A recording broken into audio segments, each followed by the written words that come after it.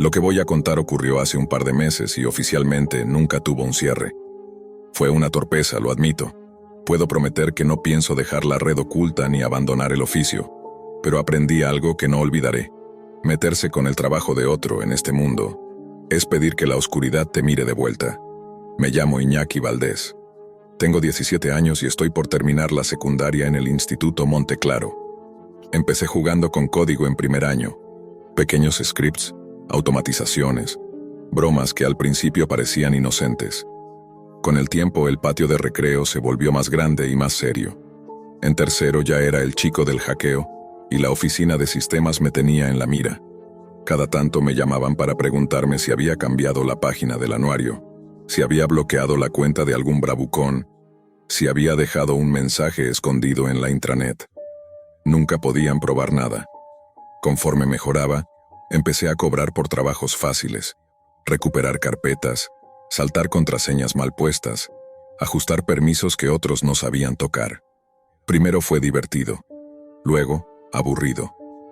Descubrí que allá afuera había un océano sin semáforos, la red sombra, a la que entraba con un navegador especial que llamábamos umbral.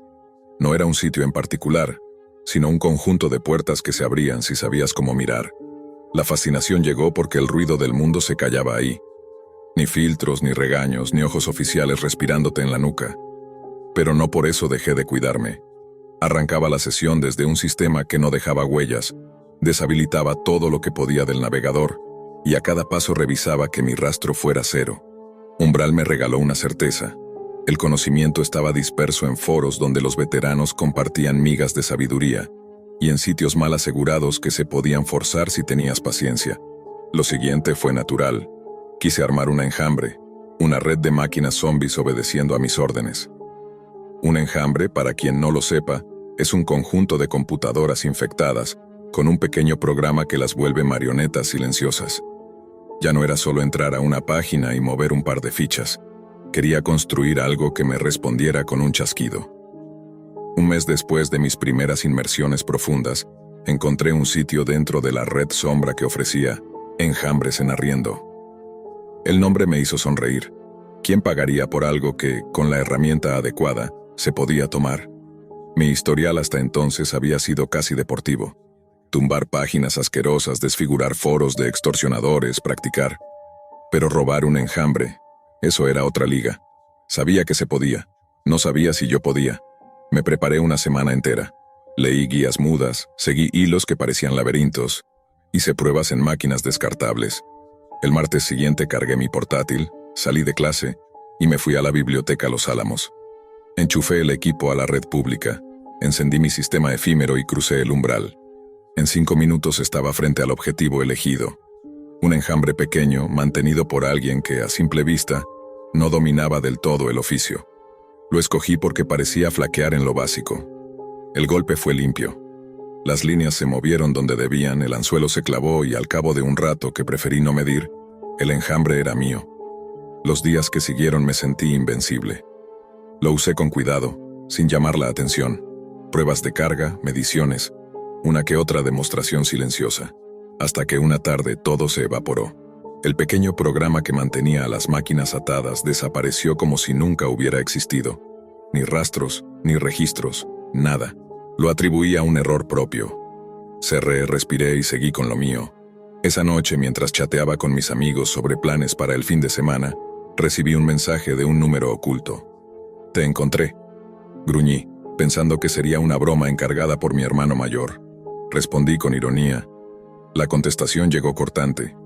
«No dirías eso si valoras tu computadora».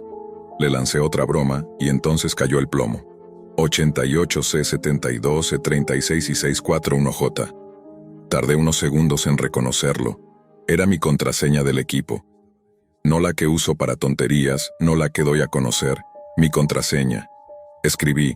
«¿Cómo la supiste?» La réplica fue fría. «No vine a discutir detalles. No vuelvas a meter las manos donde no te llaman». Esta vez recuperé lo mío. La próxima no habrá aviso, dejé el teléfono boca abajo y miré el techo de mi cuarto. No podía llamar a nadie. ¿A quién le explicas que te están amenazando por haber robado un enjambre? A la policía menos, a mis padres imposible. Decidí ignorarlo y reforzar mis defensas. Cambié llaves, limpié discos efímeros, levanté muros donde no cabía ni un alfiler. Pasaron 4 días. La curiosidad es un goteo. Al quinto me ganó. Si esa persona conocía mis puertas, al menos podía conocer las suyas. Aún tenía el rastro del sitio de enjambres en arriendo. Seguí un hilo en el chat. Encontré un mensaje con una dirección numérica y tiré. Tardé, pero finalmente la pista me llevó hasta una dirección física. No la mencionaré. Diré solo que estaba muy al norte, en un barrio donde el frío parte la voz. Busqué nombres, dueños, algo que casara con aquel punto en el mapa. Nada. Apunté las señas en una libreta y cerré la portátil. 2 días más de silencio. El viernes, última campanada en Monteclaro. Pasillo lleno, mochilas golpeando. El rumor de fin de semana haciéndose grande. Caminaba junto a Lara, mi mejor amiga, cuando el teléfono vibró con una llamada oculta. Debí palidecer porque ella me preguntó si estaba bien. Dije que sí, que era una cosa rápida, y respondí. No escuché nada al principio. Un latido. Un segundo latido. Después una voz neutra. Rastreándome, ¿eh? Eso no es saludable. Hizo una pausa y empezó a recitar una cadena de letras y números sin emoción. Tardé otro par de latidos en comprender. Era mi matrícula del auto. Sentí que el mundo se quitaba el freno de mano. Corrí. Lara vino detrás, asustada, sin entender. Soy corredor de fondo. Cruzo patios como quien atraviesa una nube. Al llegar al estacionamiento, el sol parecía de metal. Había coches, risas, música. El mío, un sedán gris, estaba donde siempre. A unos metros un compacto verde oscuro arrancó con brusquedad y se perdió en la salida. No pensé, abrí, encendí y me lancé detrás. En segundos varios autos nos separaban. El compacto desapareció con la suavidad de quien ya estudió el laberinto. Golpeé el volante y maldije. Volví a casa con el gusto del óxido en la boca. Aparqué. Bajé. Y entonces vi el detalle que no había visto. Una nota, apretada bajo el limpiaparabrisas, con la calma de lo inevitable. La tomé con manos que no parecían mías. Decía, última oportunidad. Deja de husmear debajo. Con una prolijidad que me heló la espalda, estaban mi dirección completa, mi número de teléfono y las contraseñas de varias cuentas y redes. No una ni dos. Todas, presentadas como si fueran el menú de un restaurante. Sentí rabia antes que miedo. El tipo había subido un escalón.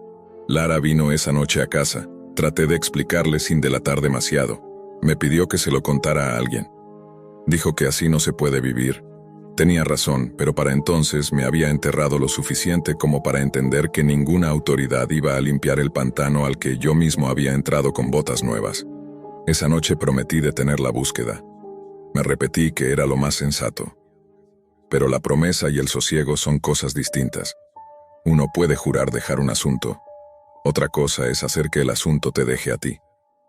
Las semanas pasaron, y aunque la calma pareció volver, Iñaki Valdés no lograba quitarse la sensación de que alguien seguía observando cada movimiento de su teclado. Revisaba sus registros una y otra vez, desconectaba el enrutador por las noches, y aún así, algo dentro de él sabía que aquel juego no había terminado. A simple vista todo estaba igual. Clases, tareas, conversaciones con Lara, los mismos pasillos del Instituto Monteclaro. Pero las noches se habían vuelto distintas. Cada vez que abría su portátil, notaba pequeños parpadeos que no había antes. Procesos en segundo plano que aparecían y desaparecían como sombras. Intentaba convencerse de que era paranoia. Sin embargo, en el fondo lo sabía. Lo estaban mirando. Una madrugada, incapaz de dormir, encendió la computadora para revisar viejos archivos. Entre las carpetas encontró una nueva, oculta, sin nombre visible. Dentro había un solo documento. No aprendes. Lo abrió con un nudo en el estómago. Era una captura de pantalla de su propia habitación tomada desde el ángulo exacto de su cámara web. En la esquina inferior se leía una línea. Te lo advertí. Iñaki se levantó de golpe y cubrió la cámara con cinta. Su corazón golpeaba como si tratara de salir. Desconectó cables, apagó luces, pero ya era tarde. No era solo su computadora, su entorno entero había sido vulnerado. Durante días no contó nada. Temía que lo tomaran por loco o, peor aún, que lo culparan. En su mente empezó a formarse una pregunta persistente. ¿Quién era ese otro hacker? No era un aficionado, eso estaba claro. Tenía acceso a redes, recursos y conocimiento que superaban por mucho los suyos. No era alguien común. Una tarde, mientras caminaba de regreso de la escuela, notó algo extraño. En el camino hacia su casa había un mismo coche estacionado en distintos puntos del recorrido. No parecía seguirlo con descaro, pero estaba ahí. Verde oscuro. El mismo. Aceleró el paso sin mirar atrás y entró directamente a su casa. Esa noche, decidió hacer lo que no debía, volver a entrar a la red sombra. No por curiosidad, sino por miedo. Quería respuestas. Si alguien lo estaba vigilando, quería saber quién era y por qué. Preparó todo con un ritual meticuloso: sistema seguro, red enmascarada, software de rastreo. Abrió un Braille y buscó el foro del que había obtenido el enjambre original, pero ya no existía. En su lugar, solo había una pantalla negra con una frase parpadeante: «No aprendes».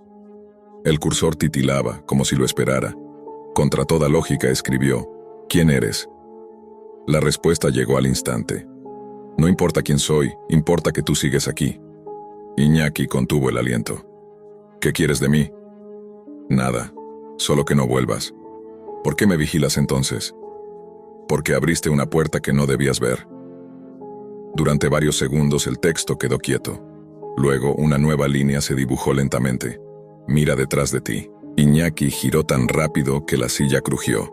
No había nadie. Pero el monitor seguía encendido, y en la pantalla, la cámara web se había activado sola. En la ventana de vista previa apareció su propio rostro, iluminado por el resplandor azul del monitor. Y detrás de él, una figura oscura apenas visible, como un contorno humano difuso. Parpadeó, y la figura ya no estaba. Cerró el portátil de golpe, lo desenchufó y lo guardó en una mochila. Pasó la noche entera sin dormir, observando cada rincón de su cuarto. Cuando amaneció, la luz no trajo alivio. Al día siguiente, fue a la biblioteca donde todo había comenzado. Necesitaba comprobar algo. Encendió una computadora pública y revisó los registros de conexión. Entre los nombres de usuario aleatorios y direcciones ocultas, encontró uno que le heló la sangre: Valdés-control. Había sido creado 2 días antes, en esa misma máquina. No sabía si era una burla o una advertencia.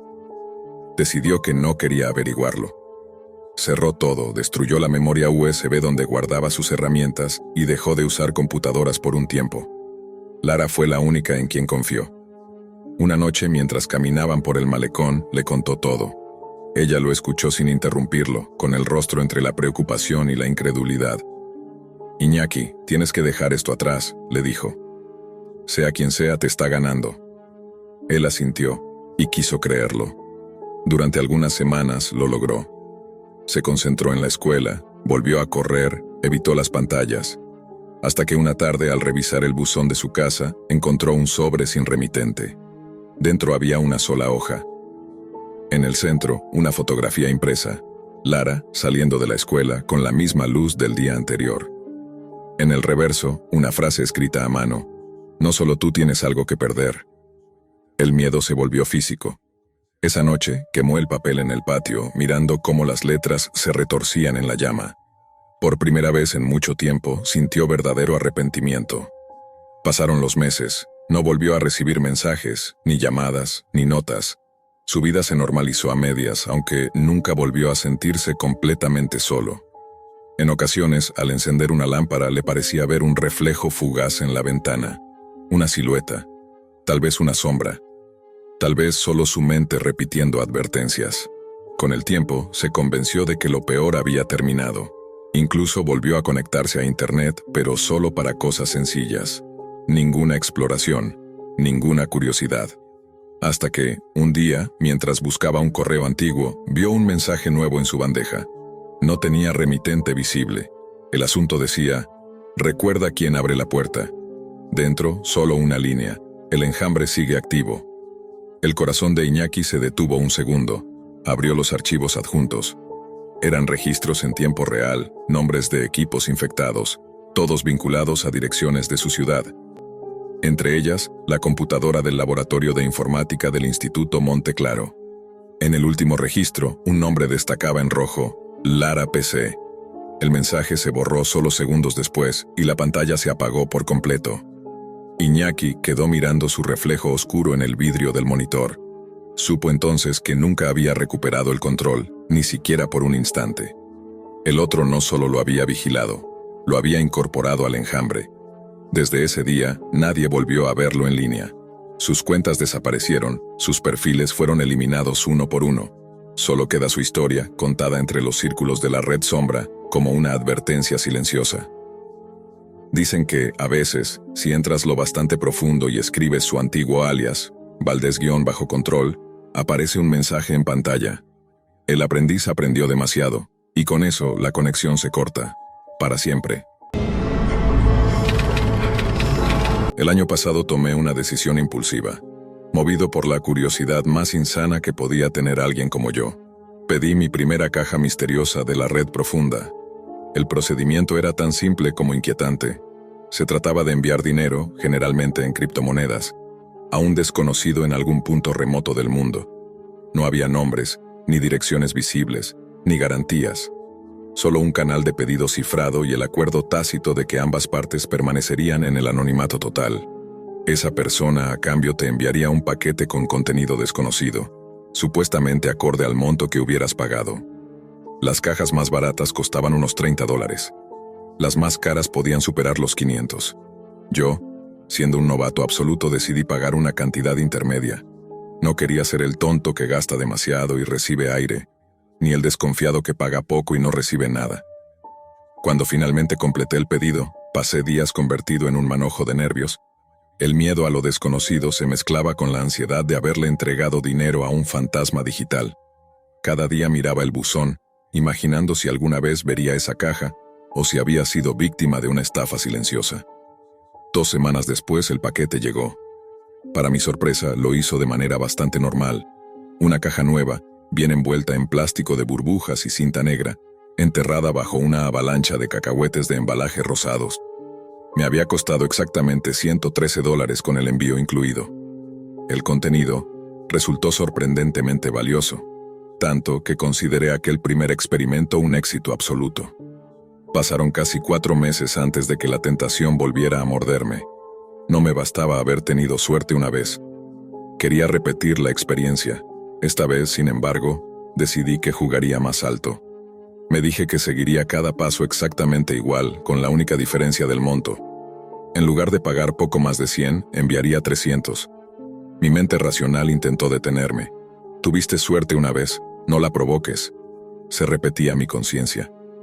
Pero bastó con mirar el objeto brillante que había obtenido en aquella primera caja para que toda prudencia desapareciera. Lo que me movía ahora no era curiosidad, era simple codicia. Hice el pedido, y 15 días después, un martes por la tarde al volver del trabajo la vi, una caja de tamaño mediano, amarilla y blanca, esperándome en el porche. Sentí una descarga eléctrica recorrerme el cuello, como una ola cálida que subía hasta mis manos. Era la misma sensación que tiene un jugador al ver que su número sale ganador.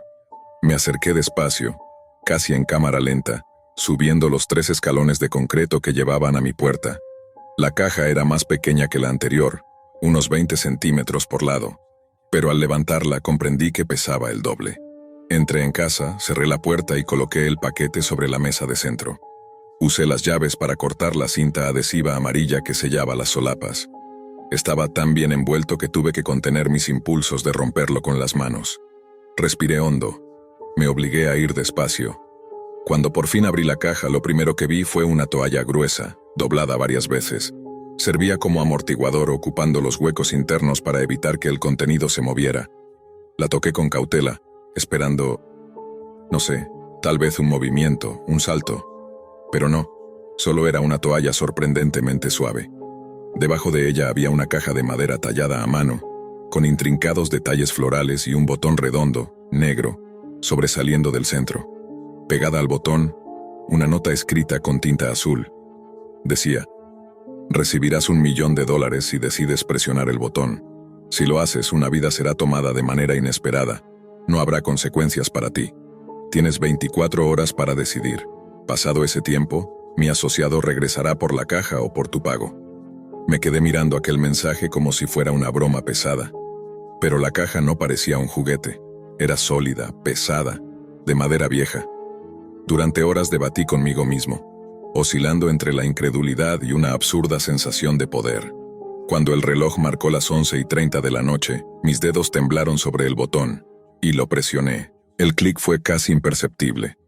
Inmediatamente sentí un vacío en el pecho, como si me hubieran arrancado el aire. Lloré. Me odié por haberlo hecho. Rogué que, si aquello era real, la persona elegida fuera alguien perverso, alguien que mereciera ese destino. 30 minutos después el timbre sonó. Al abrir la puerta un hombre mayor me observaba. Delgado, recto como un palo, con un sombrero negro y un traje de rayas que le quedaba grande. Me habló sin rodeos. «Creo que tienes algo que nos pertenece, muchacho». Le entregué la caja envuelta en la toalla. Él la sostuvo contra el pecho con una delicadeza casi paterna, como quien protege un recién nacido. Luego levantó la vista y sonrió apenas. «Ahora tengo algo para ti», dijo. En su mano había un cheque. Vi mi nombre escrito con precisión mecánica. La cifra, 1.000.000 exacto. El nombre del emisor, Solomon King. El banco, el mismo donde yo tenía mi cuenta. Tragué saliva, incapaz de hablar. El hombre levantó el pulgar y el índice, simuló una pistola y lanzó un chasquido. Luego giró sobre sus talones y desapareció calle abajo. Quedé paralizado en la puerta, tratando de unir los fragmentos de lo ocurrido. ¿Cómo era posible que alguien tuviera mi nombre, mi cuenta, mi dirección? Cerré la puerta con las manos temblorosas. Entonces sonó mi teléfono. Un mensaje de texto, proveniente de un número imposible, una serie de ceros. Solo contenía un enlace. Sabía que abrirlo era una estupidez, pero lo hice.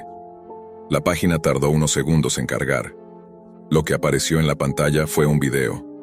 Un hombre con una bolsa negra cubriéndole la cabeza, atado a una silla en un sótano de paredes de cemento. Sus sollozos eran apagados, apenas audibles. Vestía jeans sucios y una camiseta blanca manchada de sangre. Desde la izquierda del cuadro apareció otra figura. Llevaba un reloj de pulsera y sostenía un revólver plateado. El cañón se alzó y se apoyó sobre la cabeza cubierta del prisionero. Grité sin pensarlo. Pero, por supuesto, el hombre del video no podía oírme. El disparo resonó como un trueno. El cuerpo del hombre se tensó, luego se contrajo en espasmos. La cámara enfocó el reloj del tirador. La hora marcaba las 4:39.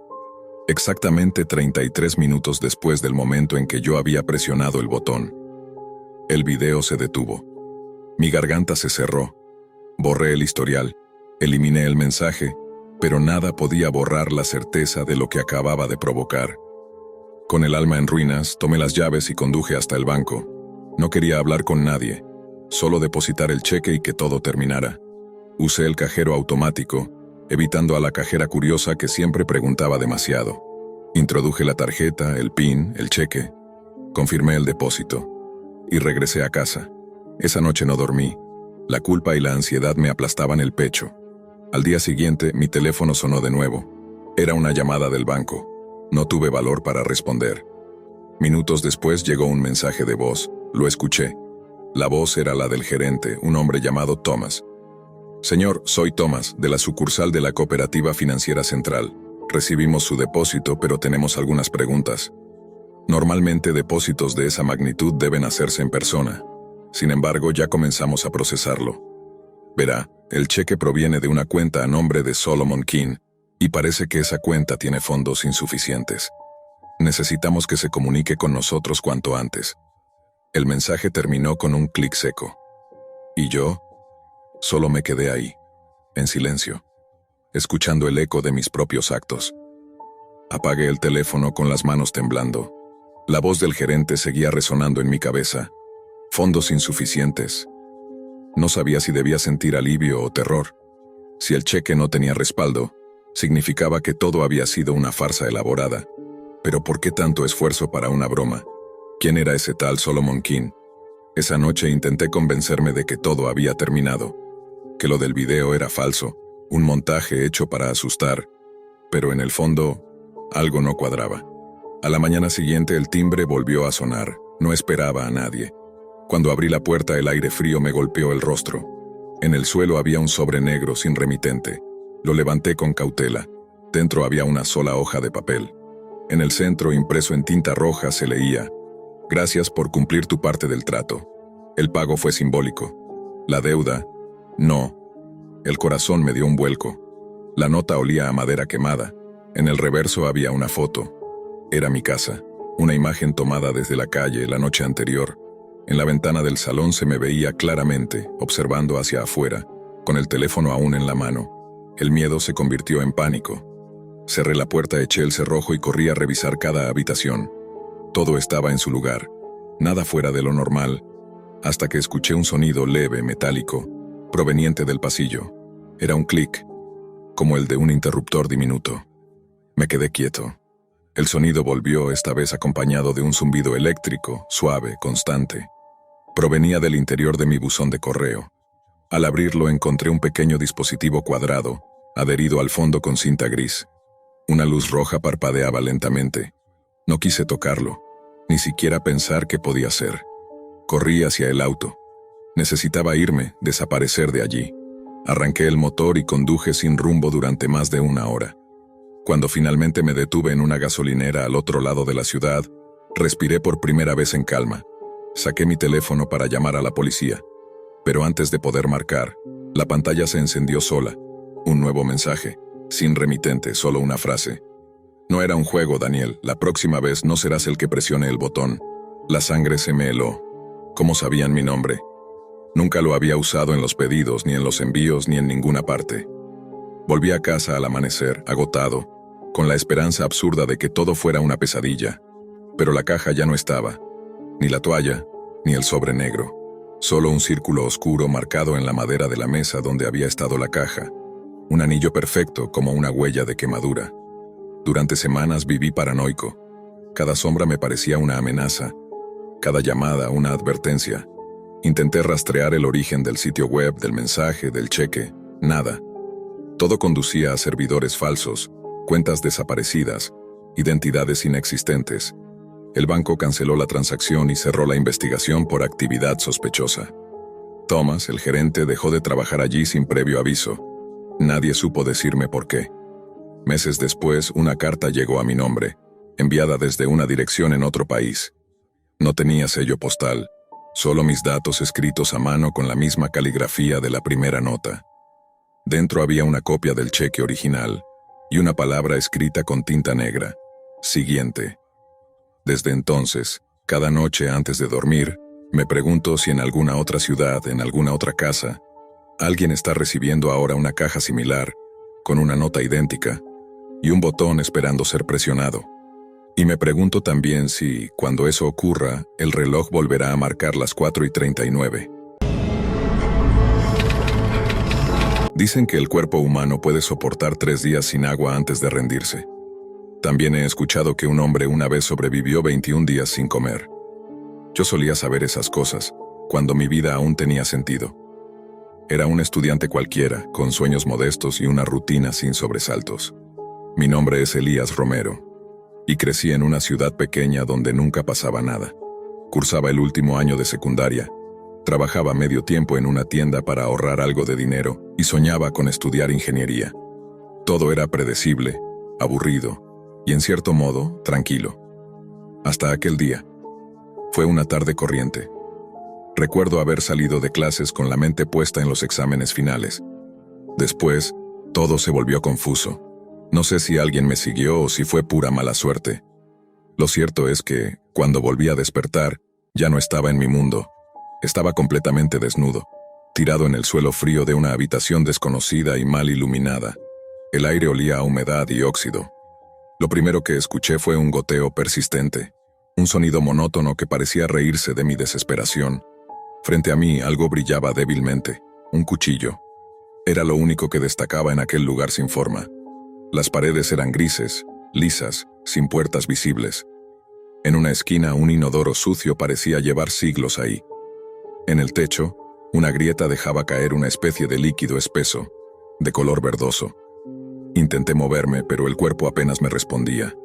No había dolor evidente, aunque mi mente ya imaginaba lo peor. De pronto, un destello intenso me cegó. Fue como si alguien me hubiera disparado una cámara a pocos centímetros del rostro. Cuando mis ojos se adaptaron, una voz retumbó en el aire. No supe de dónde venía. No parecía humana.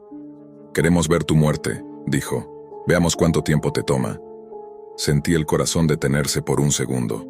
Después el miedo dio paso a otra emoción, una mezcla de furia y desafío. Si lo que querían era verme morir, no les daría ese placer. Si su diversión dependía de mi agonía, entonces resistiría todo lo que fuera necesario para frustrarlos. Al principio pensé que me observaban desde algún cuarto contiguo. No sabía que en realidad me miraban desde mucho más lejos, desde otras ciudades, quizás desde otros países. Decenas, tal vez cientos de personas, conectadas en la oscuridad, disfrutaban de mi sufrimiento a través de una transmisión secreta. Esa idea tardó en llegarme, pero cuando lo entendí, algo dentro de mí se rompió para siempre. Los días pasaron sin alimento. El único indicio del paso del tiempo era el destello que aparecía una vez al día y la misma voz burlona, felicitándome por seguir vivo. El agua del techo se volvió mi única fuente de vida. Tenía un sabor amargo y metálico, como si llevara consigo algo podrido, pero era eso o morir de sed. Bebía con vergüenza, con rabia, con asco. Cada trago me recordaba lo lejos que estaba de ser humano. Cuando el hambre se hizo insoportable, empecé a perder la razón. Dormía en el suelo temblando. Me dolía cada articulación, mi piel se agrietaba, mi cabello caía en mechones. Ya no era un muchacho, era un pedazo de carne esperando su fin. Y aún así, seguía respirando. Seguir con vida se había vuelto mi única forma de venganza. No sé cuántos días pasaron antes de que mi mente se quebrara del todo. Recuerdo haber pensado que quizás esa habitación era el mundo entero, que afuera no existía nada. En algún punto, empecé a hablar conmigo mismo, a responderme en voz alta, a imaginar rostros en las manchas del suelo. El hambre me hacía ver luces y sombras moverse. Oía pasos, susurros, incluso risas. Una noche, después del acostumbrado destello, la voz volvió a sonar. Comentó algo sobre su sorpresa de que aún estuviera con vida. Lo dijo con un tono que no sabría describir. Una mezcla entre fascinación y desprecio. Sentí que reían a costa de mi sufrimiento, y esa idea me encendió algo dentro. Un odio puro, sin dirección. Ese fue el día en que tomé el cuchillo. Lo sostuve con la mano temblorosa. Por primera vez comprendí que ese objeto no estaba ahí por accidente. Era una invitación, y yo la acepté. Me miré la mano izquierda. Los dedos estaban delgados, huesudos, casi transparentes. Pensé en la comida, en cualquier comida. En pan, arroz, carne. El estómago me dolía tanto que ya no sentía el cuerpo. Entonces lo hice. Me corté el meñique. El dolor fue tan intenso que me dejó sin aire, pero duró poco. El instinto tomó el control. Me llevé el dedo a la boca antes de pensarlo. Masticar fue como despertar. Escuché el crujido de mis propios huesos entre los dientes. La sangre corría por mi pecho y caía en el suelo formando manchas oscuras. Lo repugnante era que, en lugar de asquearme, sentía alivio. Calor. Comía al fin. No sé cuánto tiempo pasó después de aquello. Quizás horas, quizás días. Solo recuerdo que de alguna forma me sentí más fuerte. Como si algo nuevo se hubiera instalado dentro de mí. Algo antiguo y salvaje que me mantenía en pie. Ya no temblaba tanto. Mi respiración era más profunda. Me reía de todo. De ellos, de mí, del mundo. Empecé a racionar mi cuerpo como si fuera una despensa. Sabía que necesitaba conservar la mano derecha, así que limité mis ataques a la izquierda. Los dedos de los pies pronto siguieron el mismo destino.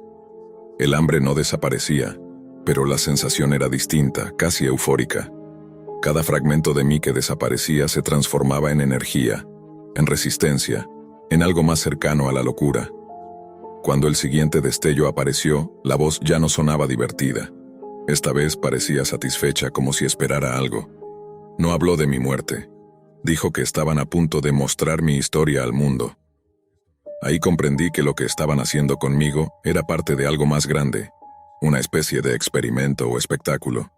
Y aunque no lo sabía aún, mi sufrimiento no había hecho más que empezar. A partir de aquel momento todo se volvió borroso. Ya no distinguía los sueños de la realidad.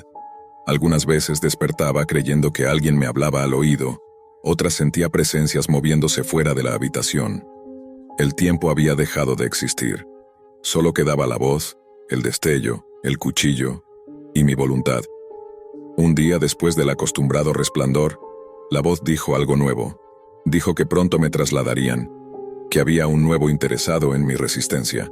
No entendí lo que significaba, pero la palabra traslado me devolvió la esperanza.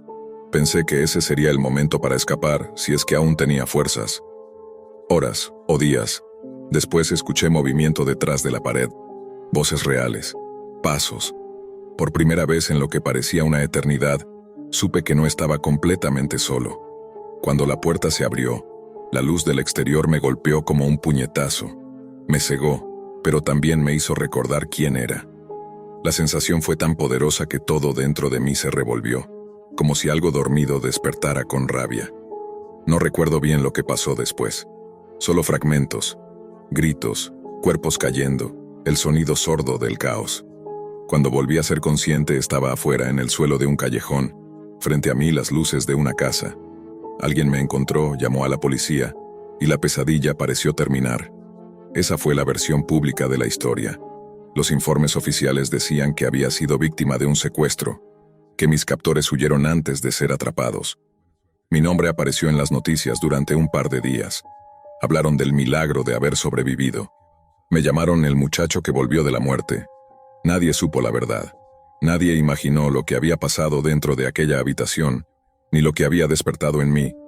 La policía rastreó la señal de las transmisiones y derribó el sitio donde habían exhibido mi tormento. Supe entonces que cientos de personas me habían observado cada día, como si fuera un entretenimiento macabro. Mi historia había sido vista, comentada, celebrada por desconocidos ocultos tras sus pantallas. Eso me destruyó más que el cautiverio. Durante un tiempo intenté retomar mi vida. Me dieron una nueva identidad. Me ofrecieron terapia, medicación, una prótesis. Pero nada de eso me devolvió la calma. El hambre seguía ahí, adentro. No era un hambre física, sino algo más profundo, una necesidad imposible de saciar. Descubrí que no se trataba de sobrevivir, sino de vengarme. Cada noche, en mis sueños, veía rostros sin nombre observándome desde la oscuridad digital. Rostros que se reían, que esperaban. Empecé a buscarlos, uno por uno. No fue difícil encontrarlos. Las sombras de Internet guardan todo, cada dirección, cada mensaje, cada nombre de usuario. Fui tras ellos como un animal que rastrea el olor de su propio dolor. Y cada vez que los enfrentaba, cada vez que uno de esos espectadores desaparecía, el hambre se calmaba, solo por un instante. No sé en qué momento dejé de ser Elías Romero. Ahora soy algo más, algo que no necesita comer ni dormir, solo seguir el rastro de quienes alguna vez se alimentaron de mi sufrimiento. Dicen que el monstruo siempre deja de ser víctima cuando empieza a cazar. Tal vez tengan razón. El mundo cree que escapé de mis captores. La verdad es que nunca lo hice. Sigo dentro de aquella habitación, aunque mis pies caminen por la calle y mi voz suene normal. Sigo escuchando el goteo, sigo viendo el destello, y sigo sintiendo hambre. Hambre de ellos, hambre de justicia, hambre de todo lo que alguna vez me arrebataron. Era el 1 de julio de 2018. En la imagen 18 personas miraban directamente a la cámara, pero la atención se centraba en un joven de cabello rubio y gestos inquietos. Lucas Meder, de unos 25 años, hablaba con un entusiasmo nervioso mientras ajustaba un micrófono improvisado frente a su computadora portátil. Tenía ese tipo de energía que solo aparece cuando alguien está a punto de hacer algo que podría cambiar su vida, o arruinarla. Su voz temblaba aunque intentaba sonar confiado. Hoy es el gran día. Es nuestra primera prueba real del Aracnet, nuestro rastreador autónomo para la Deep Web. Fuera de cámara, una voz más grave interrumpió. Era Derek Soller, su compañero de proyecto y el verdadero cerebro técnico detrás del experimento. Lucas era el presentador, Derek el arquitecto silencioso del código. El lugar era un pequeño departamento universitario, cables colgando de la pared, pantallas parpadeando, tazas vacías, olor a polvo y café viejo. Allí estaban a punto de poner a prueba algo que no debía existir, un programa diseñado para explorar lo que el resto del mundo no podía ver. Lucas, mirando de nuevo a la cámara, explicó lo que estaban a punto de intentar. Los rastreadores convencionales, decía, no podían acceder a la Deep Web porque los sitios ocultos no estaban indexados. Ningún motor de búsqueda podía atravesar los muros de contraseñas, formularios o cifrados de autenticación. Pero Aracnet sí. Era una creación única, Un rastreador con algoritmos de aprendizaje automático capaz de elegir sus propias palabras clave, analizar patrones y tomar decisiones sobre dónde buscar. En teoría podría moverse libremente entre los dominios ocultos, encontrando conexiones imposibles de mapear por un humano. Derek, concentrado, apenas murmuró: «No exageres». Pero Lucas siguió hablando, disfrutando su momento de protagonismo. Si todo sale bien, en unos meses podrían leer sobre cómo la Deep Web deja de ser un misterio. Tal vez incluso desaparezca. Con una risa nerviosa levantó el pulgar hacia la cámara. Luego el streaming se cortó. Pasaron 2 días. 3 de julio de 2018. Lucas reapareció frente al lente. Su rostro se veía más pálido, con ojeras profundas, pero seguía sonriendo. «Hola a todos. Lo siento por la demora. Tuvimos un pequeño obstáculo a su espalda». Derek se movía frenéticamente entre ventanas y líneas de código. Lucas continuó explicando. El rastreador había funcionado durante horas, indexando cientos de sitios de la Deep Web hasta que de pronto se detuvo. El sistema mostraba un mensaje imposible: indexación completa. Derek intentó reiniciarlo, modificar el código, incluso dirigirlo manualmente hacia nuevas direcciones. Pero apenas lo automatizaban otra vez, el programa volvía a detenerse, como si ya hubiera explorado todo lo existente. Lucas intentó bromear ante la cámara. «Supongo que no hemos perdido el tiempo», aunque Derek está a punto de arrancarse el pelo. En ese momento, Derek se enderezó frente al monitor. «Espera, creo que lo tengo». Teclados sonando, clics veloces, el silencio expectante. Una sonrisa le cruzó la cara por primera vez en días. «Sí, está de vuelta, el Aracnet vuelve a funcionar». Lucas lanzó una carcajada, pero Derek no la compartió. Su expresión cambió de emoción a desconcierto. «Esto es raro, muy raro». En la pantalla aparecían direcciones encriptadas, mercados ilegales, foros de falsificaciones, sitios con contenido turbio. Todo parecía normal hasta que Derek notó algo imposible. Cada enlace apuntaba al mismo destino. El rastreador detiene su búsqueda porque cree que toda la Deep Web es un solo sitio. Lucas se inclinó junto a él. «Eso no tiene sentido. ¿Cómo va a pensar eso una máquina?» «Voy a entrar». El ambiente cambió. La tensión se volvió palpable. Lucas, intentando restar dramatismo, bromeó: «Esto parece el comienzo de un mal chiste. Un hacker, un traficante y un tipo con ansiedad entran a un bar». «Cállate, Lucas. Estoy concentrado». Las risas se extinguieron. El puntero del ratón comenzó a moverse por sí solo. Primero lento, luego con precisión. Las teclas se presionaban sin que nadie las tocara. «¿Derek? No soy yo». El navegador encriptado escribió por sí mismo una dirección dentro de la red Tor. La barra de direcciones se llenó de símbolos y letras sin sentido aparente. Lucas retrocedió, con la cámara temblando entre sus manos. «Apágalo, apágalo ya». Derek presionó el botón de encendido, pero la laptop no respondía. «El sistema no me obedece. Desconéctalo de la corriente». «Tampoco funciona».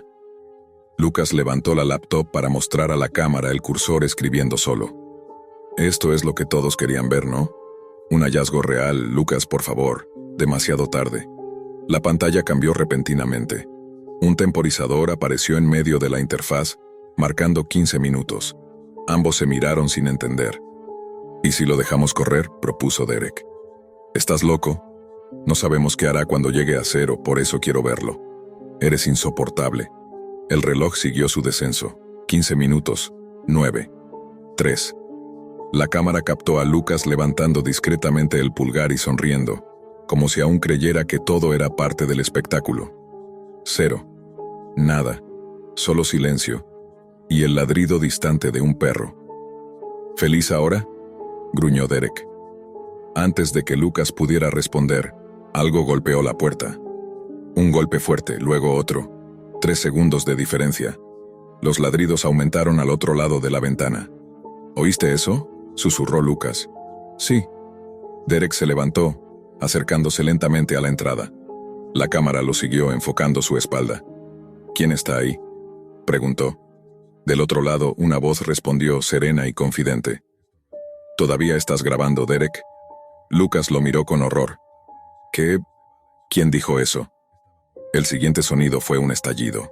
La puerta se partió hacia adentro con una violencia que hizo vibrar la cámara. Un estruendo seco, astillas en el aire, gritos. Durante una fracción de segundo, la lente captó algo moviéndose entre el polvo. Una mano gris con costuras que recorrían los dedos de arriba a abajo, como si la piel estuviera cosida. El streaming se cortó abruptamente, 10 de julio de 2018. El canal volvió a transmitir. Nadie lo esperaba, pero la notificación apareció a medianoche. ArachNet, último directo. La imagen era granulada, apenas iluminada por una bombilla que colgaba del techo. Frente a la cámara estaba Lucas Meder, aunque apenas se parecía al joven eufórico de una semana atrás. Su piel era pálida, enferma. En el rostro habían brotes que parecían hundirse bajo la piel, y su cabello rubio colgaba en mechones irregulares. Estaba sentado frente a una mesa de metal en una habitación de concreto desnudo. Detrás de él, inmóvil, una figura alta y corpulenta permanecía de pie, con los brazos cruzados sobre el pecho. Lucas habló con voz débil, como si cada palabra le costara esfuerzo. «Hola, chicos. Este podría ser mi último broadcast por un tiempo». Su mirada se desviaba constantemente hacia la figura en el fondo. La cámara no lograba enfocar bien, pero podía verse que esa cosa, porque ya no parecía del todo humana, estaba quieta, observándolo.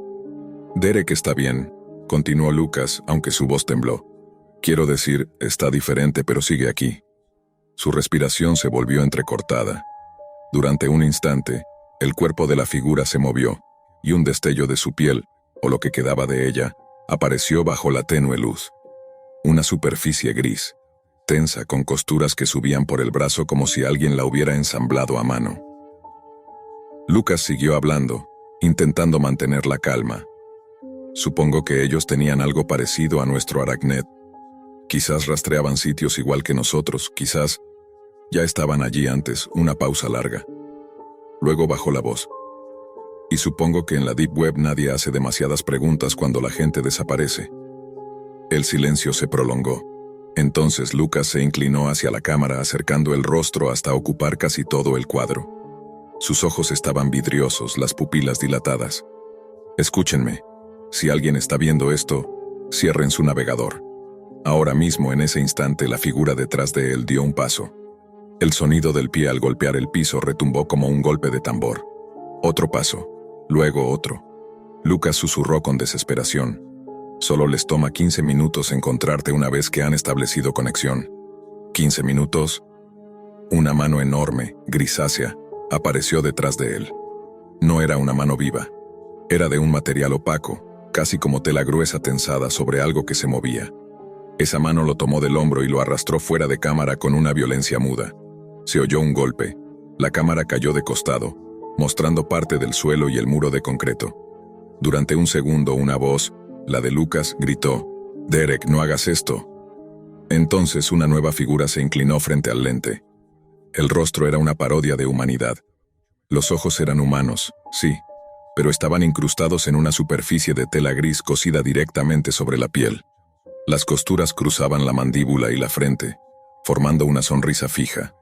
Por unos instantes pareció que intentaba hablar, pero solo salió un ruido hueco, como un suspiro dentro de un saco vacío. Luego, la imagen se cortó a negro. Solo quedó en pantalla un temporizador de cuenta regresiva, el mismo que había aparecido la primera vez. 15 minutos. El archivo del último streaming fue compartido y descargado miles de veces en foros de tecnología y canales dedicados a lo oculto. Nadie logró rastrear la IP original. Los registros de conexión se desvanecieron entre capas de servidores distribuidos por la red Tor. Lo único que coincidía en todos los testimonios era un patrón.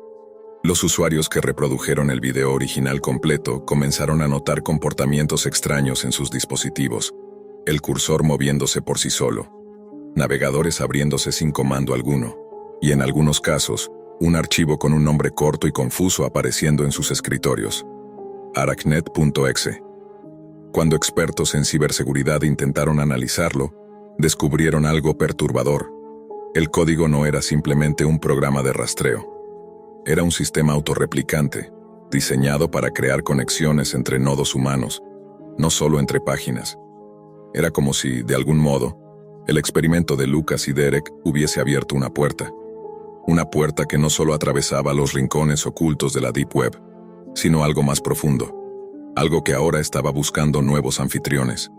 La última transmisión registrada mostraba una pantalla negra, solo una línea de texto, escrita lentamente como si alguien, o algo, la estuviera tecleando desde el otro lado. Conexión establecida, no cierres tu navegador. Cuando uno piensa en morir, suele imaginarlo como algo lejano, abstracto. Pero cuando la muerte se acerca sin avisar, cuando su sombra se sienta contigo a la mesa, te das cuenta de que acabar con tu vida no es tan sencillo como parece. No si aún conservas algo de conciencia o de miedo. Mi nombre es Samuel Durán, tengo 37 años, y hace 3 meses me dijeron que tenía un glioblastoma multiforme, el tipo de tumor cerebral más agresivo que existe. Desde ese momento, empecé a pensar en la muerte todos los días. No como un deseo, sino como un plan. Un proyecto personal que debía ejecutar con precisión, si no quería arrastrar a nadie más conmigo. Hay muchas formas de morir. El cuerpo humano, pese a lo que creemos, es una máquina frágil. El problema nunca fue el cómo. El verdadero dilema era el después. ¿Quién me encontraría? ¿Qué pasaría con los pocos que aún me quieren? No tengo hijos. Mis padres murieron hace años. Solo me quedan mis 3 hermanos. Luis, Marta y Elena. Ellos no merecen descubrir mi cuerpo, ni cargar con ese recuerdo. Pensé en usar un arma, pero imaginé el sonido, la escena, la sangre, y sobre todo, los ojos de quien entrara a la habitación después. Luego pensé en ahorcarme o en cortarme las muñecas, pero cada opción era igual de cruel con los que quedarían atrás. Entonces recordé algo más. Mi póliza de seguro de vida.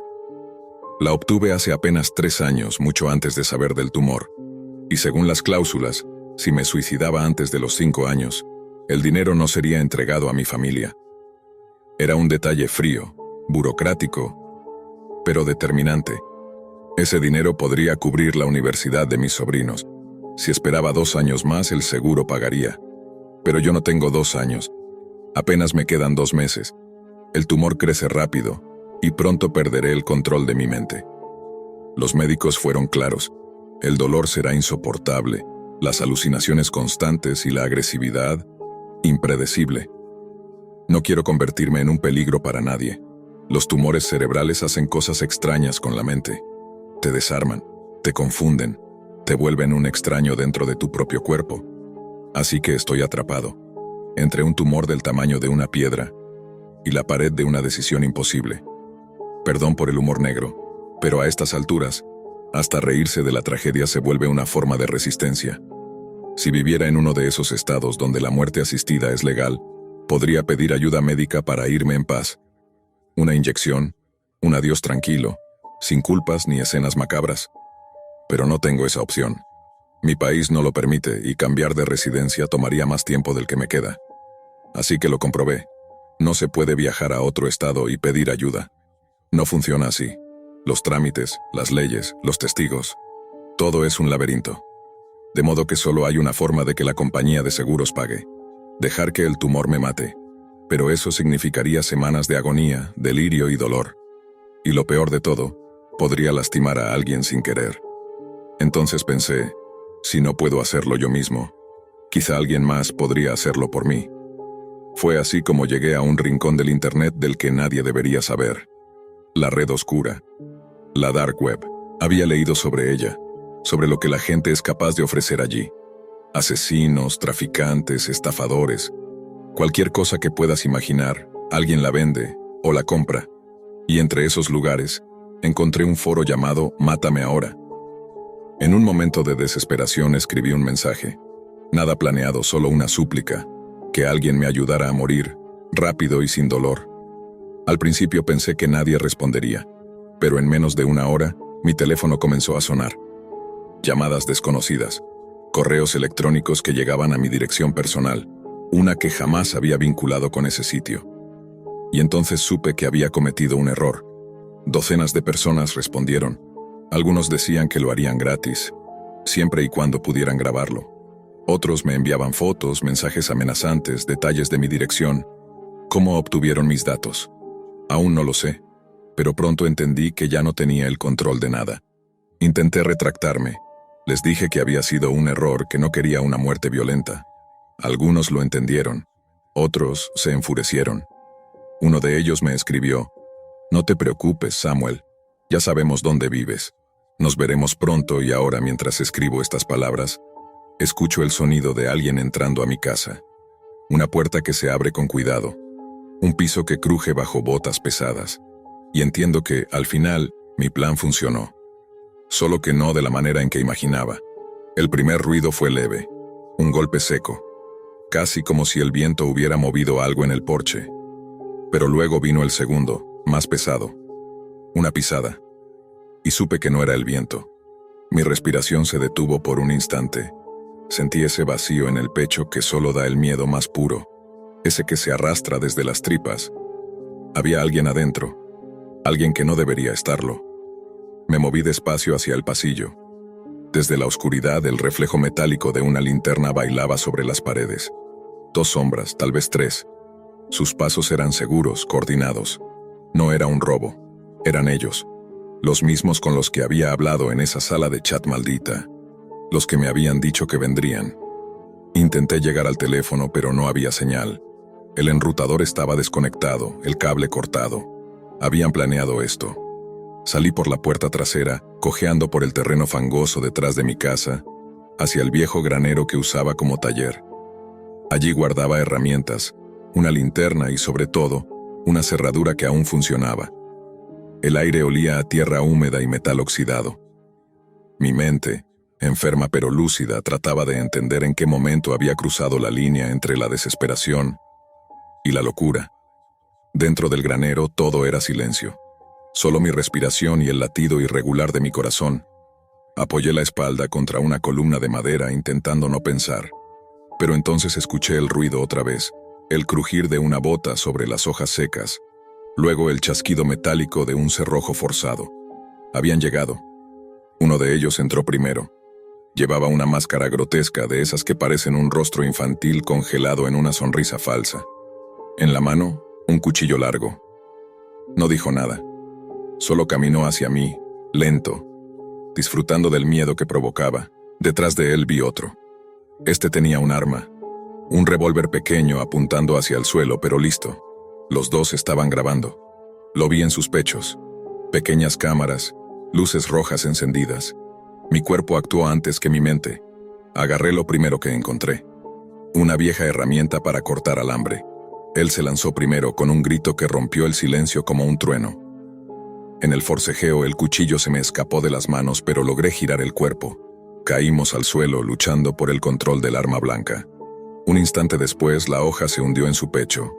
No lo planeé, simplemente ocurrió.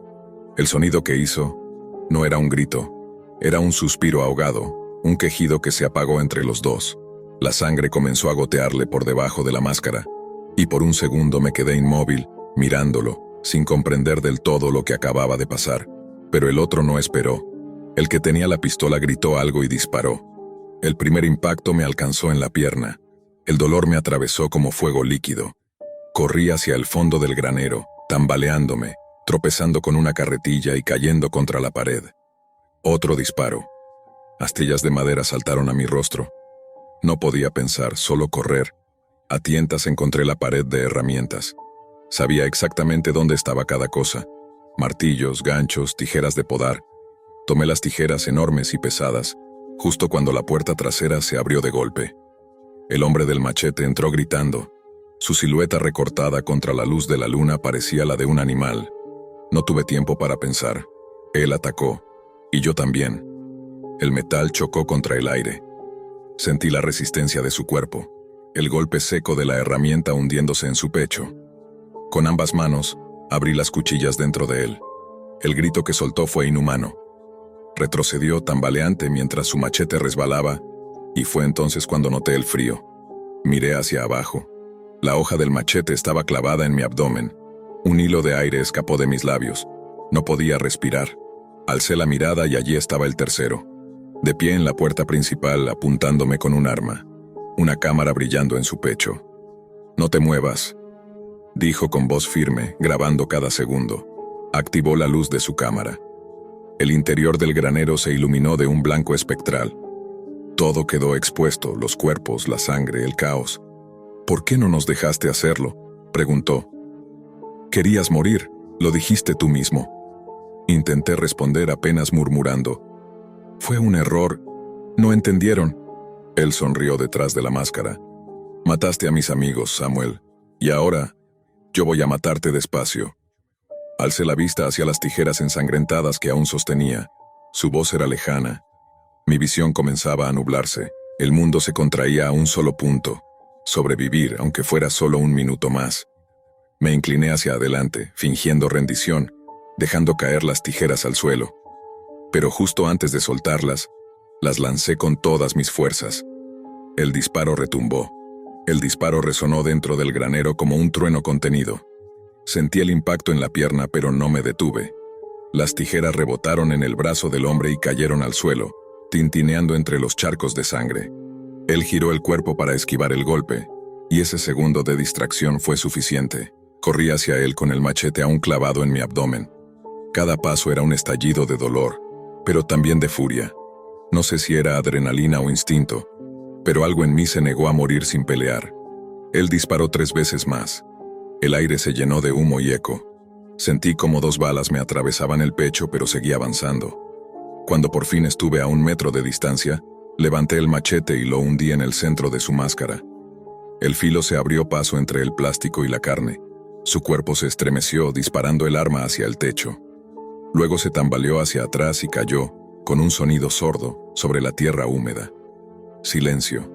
Solo mi respiración quebrada y el goteo constante de la sangre cayendo sobre el suelo. Me quedé de pie unos segundos tambaleante, observando los cuerpos inmóviles. 3 hombres, 3 máscaras, 3 desconocidos que habían venido a cumplir mi deseo, o su propio placer. Salí del granero tambaleando, apoyándome contra la pared exterior. El aire frío de la noche me cortó el rostro. El dolor era intenso, pero también distante, como si no me perteneciera. Me dejé caer al suelo, junto al umbral, y respiré hondo por última vez. La sangre manaba de las heridas, tibia, silenciosa. No tardaría mucho. Apoyé la cabeza en la madera del granero y sonreí. Por primera vez en meses, sentí calma. Pero antes de cerrar los ojos, decidí decir la verdad. Quizás no fui del todo sincero contigo. Tal vez, sí sabía lo que estaba haciendo cuando entré en la red oscura. Tal vez, en el fondo, no buscaba morir con discreción, sino hacerlo a mi manera. Tal vez quise salir como esos héroes de acción que enfrentan al mal, aunque fuera por accidente. Y solo tal vez, había planeado todo con precisión. Las cámaras, las direcciones falsas, las rutas digitales que dejé como migas de pan. Todo para que, cuando las autoridades llegaran, pareciera otra cosa. Un robo, una invasión, una pelea que salió mal.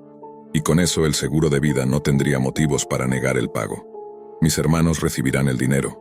Mis sobrinos podrán estudiar. Y yo ya no estaré aquí para verlos. Pero no importa. Porque al final logré lo que quería. Morir a mi manera.